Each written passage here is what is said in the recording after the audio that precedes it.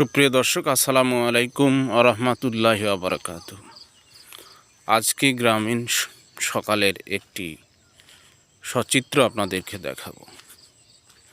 বাংলাদেশের প্রত্যন্ত গ্রামের সকালের আবহাওয়াটা, গ্রামের মেঠো পথ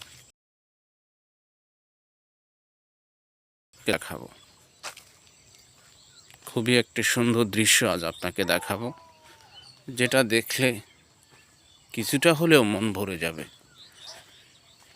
যে দৃশ্য সচরাচর শহরে দেখা যায় না, সে দৃশ্যটাই আজকে আপনাদেরকে আমি দেখাবো।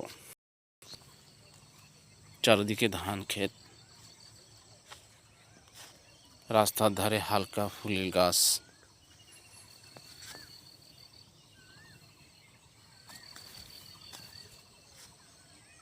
এটি খুবই মায়াবী দৃশ্য, যেটা আপনাকে ভালো লাগবে। চতুর যাচ্ছে সবুজ ধান ক্ষেত,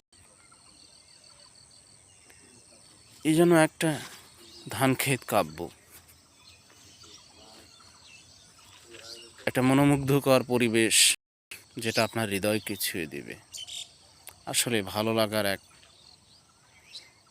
অন্যতম নিদর্শন আল্লাহর এক বিশেষ রহমত। এই যেন এক কবির সাহিত্য, কবিতার সকল রূপ যেন এখানে গ্রামের পরিবেশকে কেন্দ্র করে ছুঁয়ে আছে। পরিবেশের এক নিদর্শন রূপ একটি সমাজকে কেন্দ্র করে, একটি মেঠোপথ, একটি পরিবার, একটি সমাজ, একটি গ্রাম, সুন্দর আবহাওয়া, পরিবেশটি অত্যন্ত সুন্দর।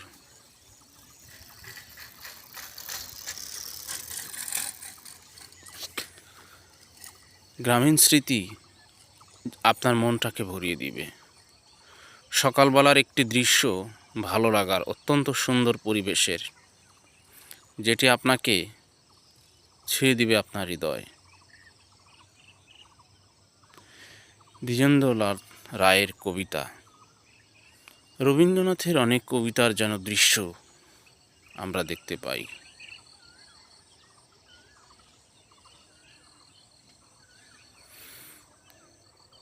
যে কবিতা ছুঁয়ে গেছে মানুষের হৃদয়। বাংলার এই মাঠ, বাংলার এই ঘাট, বাংলার মুখ ছুঁয়ে যাবে আপনার এই স্মৃতিপটে, এই দৃশ্য দেখলে।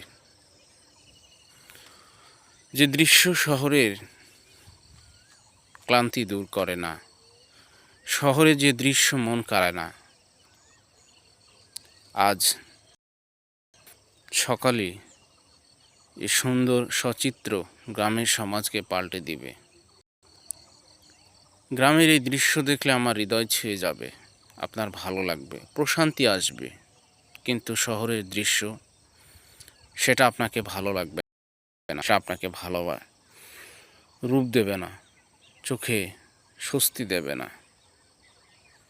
তাই গ্রামের এই সভ্যতা, গ্রামের এই সৌন্দর্য, গ্রামের এই ফসল ক্ষেত, ধান ক্ষেত, গ্রামের মাঠ ঘাট নদী আপনাকে একমুঠো শান্তি দেবে, আপনাকে একদ্বন্দ্ব শান্তি দিবে। আপনি প্রশান্তি খুঁজে পাবেন, ভালোবাসার স্বপ্ন খুঁজে পাবেন, নিজেকে সামনে এগিয়ে নিতে, নিজেকে এক স্বপ্নের স্বস্তির মাঝে খুঁজে পাবেন। আসুন, তাই গ্রামকে ভালোবাসি। গ্রামে ধন্যবাদ।